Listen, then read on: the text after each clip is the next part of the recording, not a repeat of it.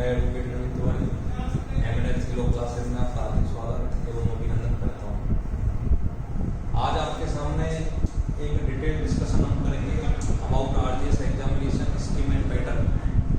हमारे जितने भी कलीग्स हैं जो भी तैयारी कर रहे हैं, तो जूनियर्स वगैरह हैं, उनके हमारे पास कॉल मैसेज भी आते रहते हैं, बोलते हैं कि सर कैसे इसमें तैयारी करें, कब एग्जाम होगी आरजीएस की, क्या इसका पैटर्न रहेगा, कैसे इसकी तैयारी कब से करें, अब नेक्स्ट आरजीएस कब एक्सपेक्टेड डेट क्या हो सकती है, कितने लॉ से क्वेश्चन आते हैं, कितने हिंदी से आते हैं, कितने इंग्लिश से आते हैं। तो इस वीडियो में मैं आपका बिना ज़्यादा समय जाया किए बिना मुद्दे की बात पर आता हूँ। सबसे पहले हम इसमें देखेंगे कि राजस्थान जुडिशियल सर्विस एग्जामिनेशन जो होता है, इसको कंडक्टिंग अथॉरिटी, तो इसको ऑनरेबल राजस्थान हाईकोर्ट कंडक्ट करवाता है।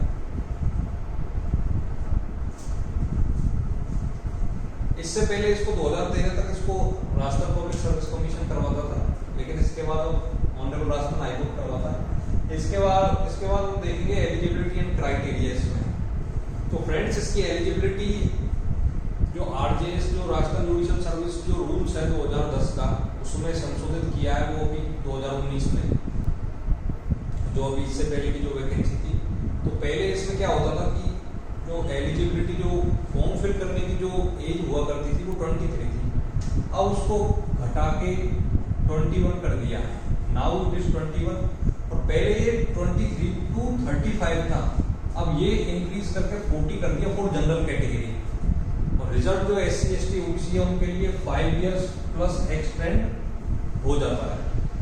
तो अब और फिर जो उसकी एजुकेशनल क्वालिफिकेशन क्या होनी चाहिए फॉर्म फिल करते समय, तो आरजीएस जो भी स्टूडेंट BLLB या BCom LLB 10 सेमेस्टर में या फाइनल ईयर में LLB फाइनल ईयर में, तो वो इसमें फॉर्म फिल कर सकते हैं। बशर्त ये रहेगी कि मेंस की एग्जामिनेशन होने से विदिन 7 days आपको उनको एक आपकी जो क्वालिफिकेशन जो LLB कंप्लीट हो रहा है उसका एक सबूत उनके सामने देना होगा, रिक्विजिशन जो वो मांगते हैं उसको देना।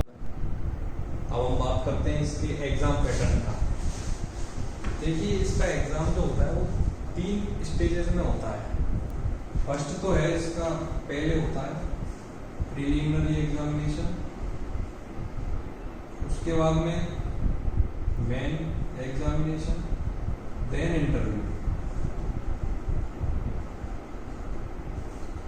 प्रीलिमिनरी एग्जामिनेशन जो होता है ये 100 मार्क्स का होता है, and remember there is no negative marking in preliminary examination, जिसमें से 70 क्वेश्चन तो लॉ से होते हैं, 15 क्वेश्चंस हिंदी से होते हैं और 15 क्वेश्चंस इंग्लिश से होते हैं।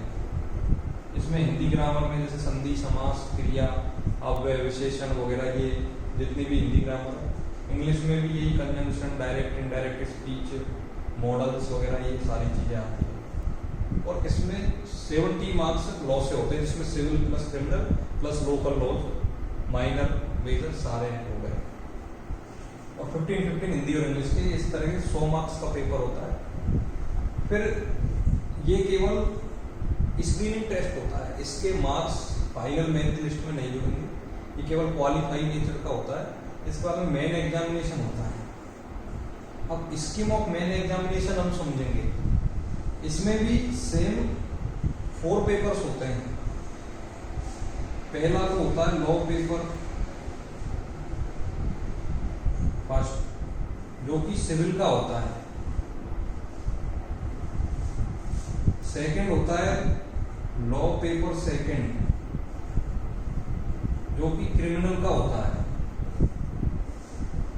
फिर सिविल का पेपर होगा, इसी के साथ हमारा हिंदी का ऐसे होगा। हिंदी के ऐसे 6 ऐसे हमको दिए होते हैं अथवा में 2-2 करके, तो हमको 3 ऐसे उसमें अटेम्प्ट करने पड़ेंगे। सेम इंग्लिश के ऐसे होंगे 6, उसमें हमको क्रिमिनल का पेपर होगा अगले दिन, उसके साथ प्लस इंग्लिश ऐसे,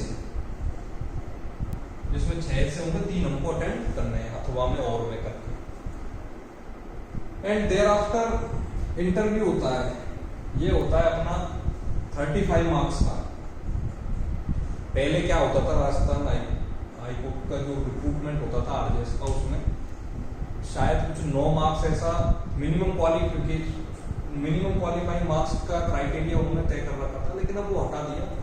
अब इवन 0 नंबर भी अगर आपके इंटरव्यू में और आप अगर मेंस में आपके अच्छे नंबर आप मेरिट लिस्ट में आ रहे हो, तो आपको इस ग्राउंड से वो मना नहीं कर सकते कि आपके इंटरव्यू में 0 मार्क्स है तो आप एलिजिबल नहीं हो अपॉइंटमेंट के लिए सिविल जज। आप अपॉइंटमेंट हो, आप एलिजिबल हो अपॉइंटमेंट के लिए। तो ये अपना फिर एग्जाम पैटर्न की हमने खुल के बात की। अब जो ये लॉ पेपर जो होता है ये 100 मार्क्स का होता है। लॉ पेपर सेकंड जो क्रिमिनल का ये भी 100 मार्क्स का होता है। और 50-50 मार्क्स के अपने 3 ऐसे होते हैं, 3 हिंदी के 50 मार्क्स के, 3 इंग्लिश के 50 मार्क्स के। तो ऐसे करके 300 नंबर प्लस 35 मार्क्स का इंटरव्यू, तो 335 में से हमारी कट ऑफ निकलती है। फिर इसके बाद में इसके सिलेबस की बात आती है। तो इसमें सिलेबस में क्रिमिनल लॉ भी है, सिविल लॉ भी है, लोकल लॉज भी है, इसमें सिविल माइनर भी है, क्रिमिनल माइनर भी है। जैसे क्रिमिनल माइनर में एग्जांपल जेजे एक्ट है। अभी रिसेंटली राजस्थान हाईकोर्ट में जो ऑनगोइंग रिक्रूटमेंट है उसमें 3 माइनर क्रिमिनल माइनर और ऐड किए हुए हैं, जिसमें से POCSO, indecent and sexual harassment वाला जो एक्ट है वो ऐड किया है। क्रिमिनल लॉ में मेजर में आईपीसी, सीआरपीसी, एविडेंस, सिविल में CPC, transfer of property act, constitution of India etcetera. फिर लोकल लॉ में अपना जैसे राजस्थान रेंट कंट्रोल एक्ट है, ये भी इसमें पूछा जाता है। अब इसके बारे में, इसके बाद में हम एक्सपेक्टेड डेट की अगर बात करें कि अब नेक्स्ट आरजेएस कब होगा, तो देखिए फ्रेंड्स, जो राजस्थान हाईकोर्ट का अभी तक का जो एग्जामिनेशन कंडक्ट करवाने का जो ट्रेंड रहा है, उसमें 2017 में केवल 2017 ईयर की वैकेंसी आई थी, वो डिटरमाइन हुई और 2017 की में ही 17 की ही एग्जामिनेशन कंडक्ट हुई थी, कोई वैकेंसी उसके साथ मर्ज नहीं की थी। इसके बाद में 2018 और 2019 2018 एंड 19 इनकी वैकेंसी को मर्ज किया और 2019 में एग्जामिनेशन। देन 2020 और 21 वो हो सकता है कि कोविड के कारण भी लेट हुआ हो, लेकिन उसमें भी 20 और 21 की वैकेंसी को मर्ज कर दिया और 28 नवंबर 2021 को प्रिलिमिनरी का एग्जामिनेशन हुआ, जिसका भी मेंस भी कुछ दिनों पहले ही हुआ। अब बात आती है 2022 की, तो अभी 82 और 83 समथिंग वैकेंसी तो ऑनरेबल राजस्थान हाईकोर्ट ने डिटरमाइन कर दी है।